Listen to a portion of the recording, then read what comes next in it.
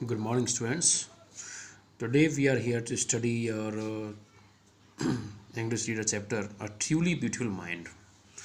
As you can see in the notebook, A Truly Beautiful Mind.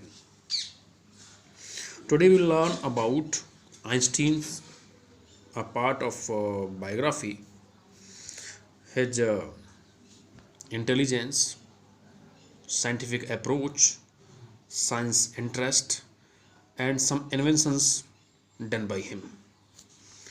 तो इस chapter में जो कि महान वैज्ञानिक आइंस्टीन के बारे में है, पूरा चैप्टर आइंस्टीन के ही बारे में है। इसमें आपको ये बताया गया है कि आइंस्टीन का जो जन्म है वो कब हुआ था।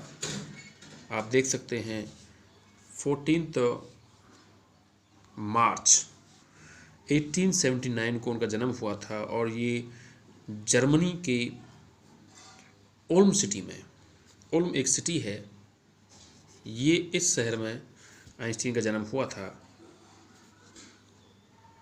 एंड जब ये 2.5 साल के थे, you can say 2.5 years old when he was, so he was not able to walk properly, even talk properly. And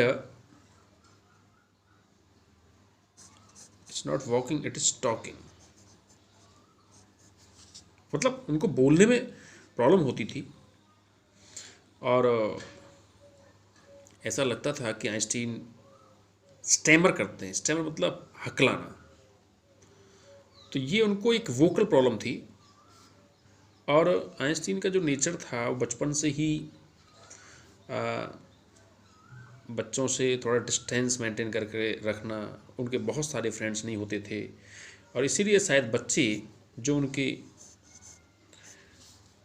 fellow children होते थे वो उन्हें ब्रदर बोरिंग के नाम से जानते थे। ब्रदर बोरिंग मतलब बच्चे ये समझते थे कि ये बोर करने वाली पर्सनैलिटी है, एक बोर करने वाला बच्चा है, इसलिए बहुत ज़्यादा फ्रेंड्स नहीं होते थे। जब वो स्कूल जाते थे तो स्कूल के हेडमास्टर ने भी उनके बारे में एक स्पेकुलेट किया था और उन्होंने ये माना था कि he will never succeed in life.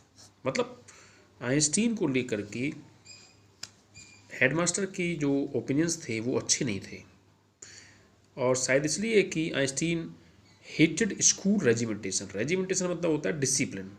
School का जो सिस्टम है, स्कूल का जो रेजिमेंटेशन है, डिसिप्लिन है, वो आइंस्टीन को कभी पसंद नहीं आता था। मतलब स्कूल से वो एक तरीके से नफ़रत करते थे और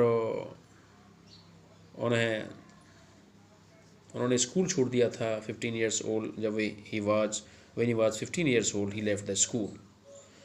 बट आइंस्टीन मैथ्स में एंड फिजिक्स में बहुत अच्छे थे। उनका इंटरेस्ट था, ये फेवरेट सब्जेक्ट हुआ करते थे।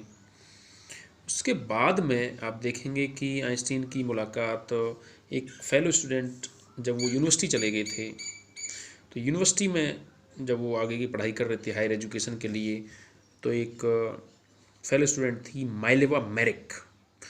माइलेवा मैरिक से उनकी मुलाकात हुई। ये माइलेवा मैरिक जो थी उनसे एज में 3 साल बड़ी थी, 3 साल बड़ी थी। तो एट द एज ऑफ 21 इन 1900 उन्होंने अपनी ग्रेजुएशन पूरी कर ली थी और ये ग्रेजुएशन उन्होंने की थी स्विट्ज़रलैंड से। स्विट्ज़रलैंड से इन्होंने अपनी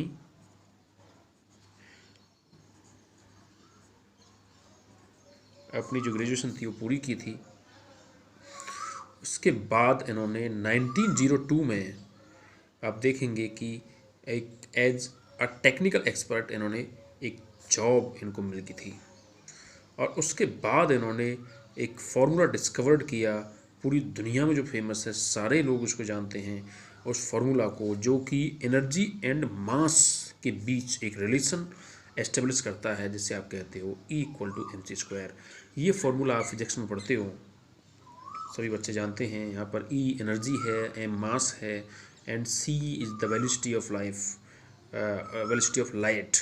तो ये जो वेलोसिटी ऑफ लाइट है ये कांस्टेंट होती है। बाकी आप इसमें देख सकते हैं कि एनर्जी और मास का क्या रिलेशन है।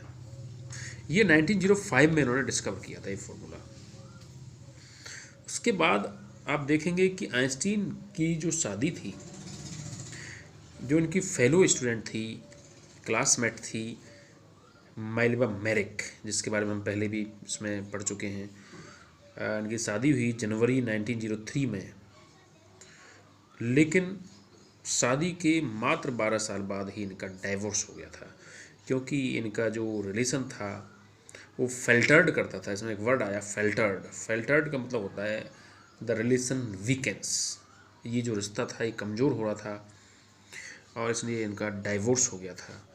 फिर इसके बाद आप देखते हैं कि आइंस्टीन की जो डिस्कवरी थी, रिसर्च जो था, इसका रिसर्च जो वर्क था वो आगे चलता रहा, ये इसमें लगे रहे और इन्हें नोबेल प्राइज मिला 1921 में।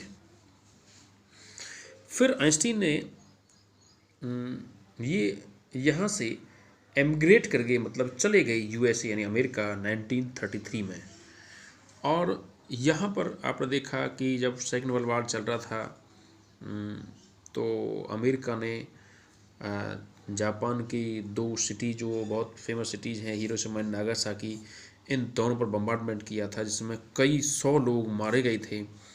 ये बहुत ही दुखद घटना थी और आइंस्टीन भी ही was deeply grieved by this bombardment. वो नहीं चाहते थे एज ए साइंटिस्ट कि कोई भी देश न्यूक्लियर वेपन्स का यूज इस तरीके से मानवता के खिलाफ, ह्यूमैनिटी के खिलाफ करे, जिसमें हजारों लोग, निर्दोष और मासूम लोग मारे जाएं।